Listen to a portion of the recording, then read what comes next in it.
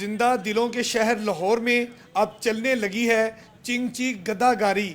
जी हाँ, इस गदागारी में लाहौरी लड़कियां बड़े शौक से सफ़र करती हैं। इनका कहना है कि इस पर बैठकर टांगे का मज़ा भी आता है और चिंची का भी। बहुत मज़ा आया और इस गधे ने हमें टांगे की याद ताज़ा करवा दी है। बाइक की जगह पे गधा लगाना पड़ा है और ये जो चिंची है अब ये गदागारी की चिंची बन चुकी है। पेट्रोल की कीमत अभी इनको कम करनी चाहिए, वरना यही कुछ ही होगा जो आज हो रहा है।